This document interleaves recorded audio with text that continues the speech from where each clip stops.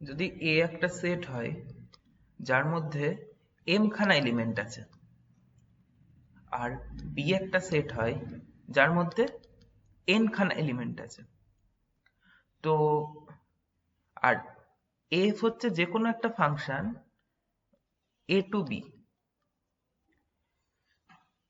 আচ্ছা, তার মানে এখান থেকে আমরা কি জানলাম, যে domain of F equals to A and range of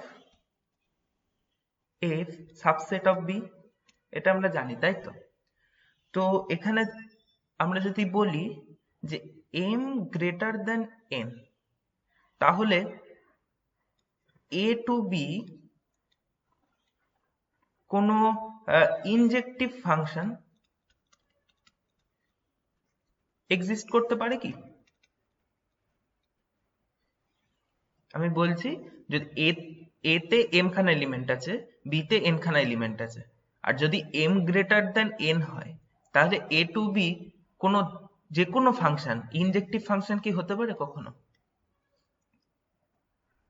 যদি উদাহরণ দিয়ে দেখায়,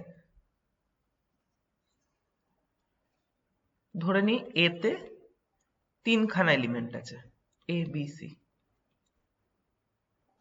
আর বিতে দুখানা এলিমেন্ট আছে।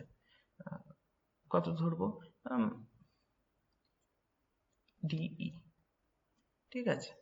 তাহলে এ টু বি কোনো ফাংশন কি ইনজেক্টিভ হতে পারে? আমি এখানে করি এ বি, এখানে কি কি আছে, A B C D E. আমরা কি জানি যে ডোমেন, যদি কোনো একটা ফাংশন থাকে তাহলে domain of A equals to A হতে হবে, অর্থাৎ ডোমেনের প্রতিটা এলিমেন্ট কোথাও না কোথাও গিয়ে ম্যাপ করবে।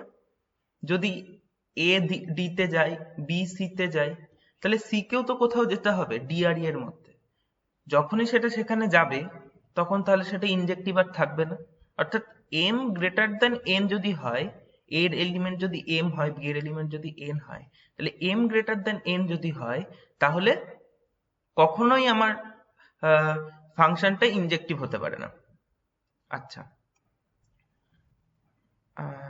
তার মানে ইনজেক্টিভ হতে গেলে আমাদের কি শর্ত লাগবে, যে obviously M less than equals to N,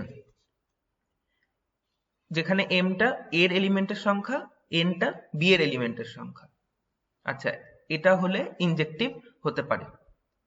আচ্ছা, আমি এখন যদি বলি এম লেস দেন এন, তাহলে কি কোনো সারজেক্টিভ ফাংশন এক্সিস্ট করে যদি এম লেস দেন এন হয়? তাহলে একটা উদাহরণ নিয়ে নি। ধরি এ সেটটা এম খান এলিমেন্ট আছে, এ সেটটায় এ বি, আর বি সেটটা সি ডি ই, মানে এ সেটটায় দুখানা এলিমেন্ট, বি সেটটায় তিনখানা এলিমেন্ট, এ সেটে এ বি, বি সেটে সি ডি ই। আমরা আবার কি জানি, যে একটা ইউনিক, আমি যদি ডোমেন থেকে একটা এলিমেন্ট নিই, তার একটা ইউনিক ইমেজ আমি পাবো কোথায়, বি তে পাবো, ইউনিক ইমেজ পাবো। এটা কিন্তু ফাংশনের ডেফিনেশন। আর এখান থেকে কি জানি, domain of F equals to A and range of F subset of B, তাই তো? তাহলে এটা যদি সি তে যায়,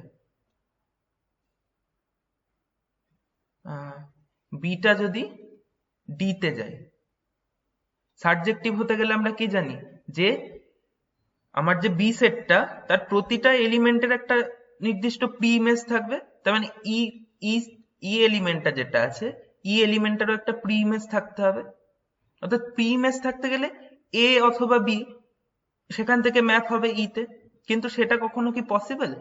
ফাংশন ফাংশন তো ওরকম ভাবে ডিফাইনই না, কারণ বি থেকে ই আর ডি দুটো একই সাথে ম্যাপ কখনো পসিবল না ফাংশনের ডেফিনেশন অনুযায়ী।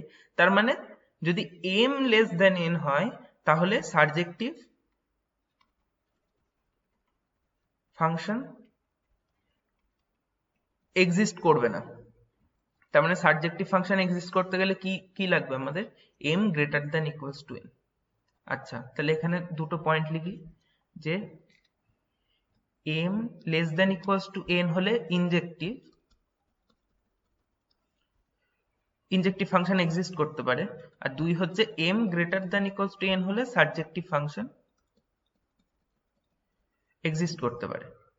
তাহলে ইনজেক্টিভ আর সাবজেক্টিভ দুটো হতে গেলে কি হতে হবে? m ইকুয়ালস টু n হতে হবে, সেটাকে আমরা বাইজেক্টিভ বলি। অর্থাৎ এখান থেকে আমরা কি দেখলাম, যে একটা দুটো সেটের মধ্যে যদি কোনো একটা বাইজেক্টিভ ফাংশন থাকে, তার মানে দুটো সেটের এলিমেন্টের সংখ্যা সেম।